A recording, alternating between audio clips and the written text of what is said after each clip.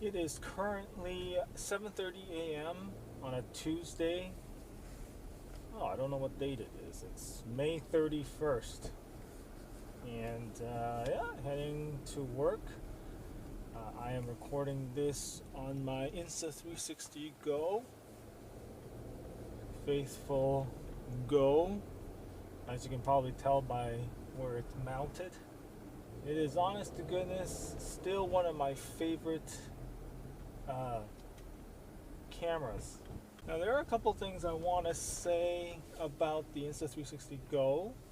The first is that I just found out that this thing only outputs in 25 frames per second for all the sort of regular video modes. The time lapse stuff outputs in 30 frames a second, but yeah, like the regular video like this is 25.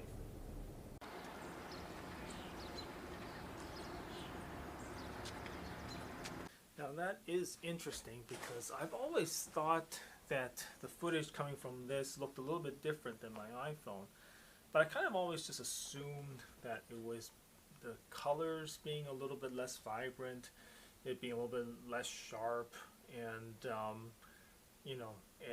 this has more noise in lower lit environments.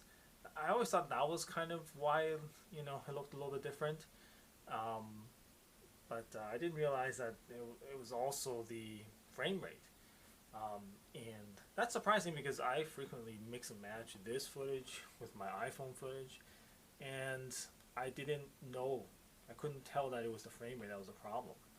And moreover, the video editor that I use, Velo, I always output in 30 frames a second, and I've never run into any issues.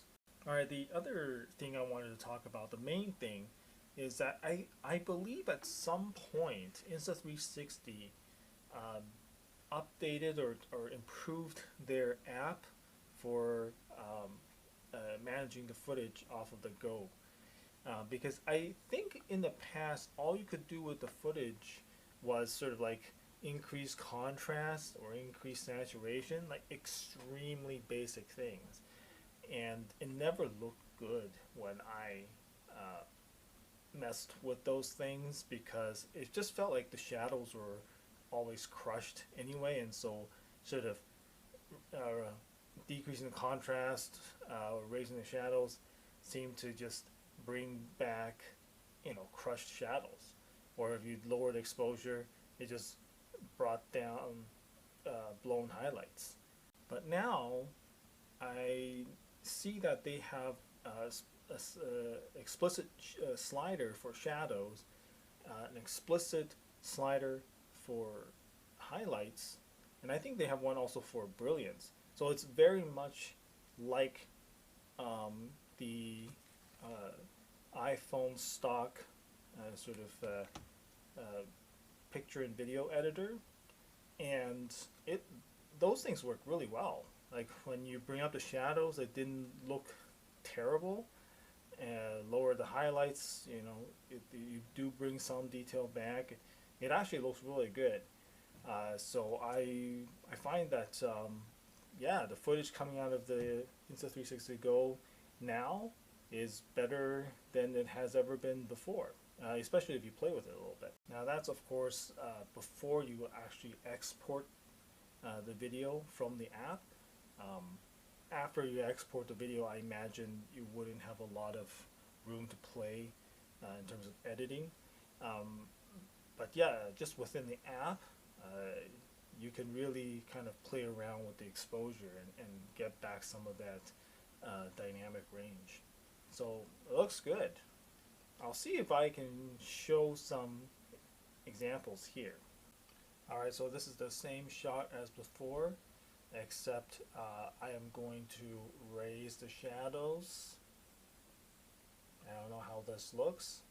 We'll see.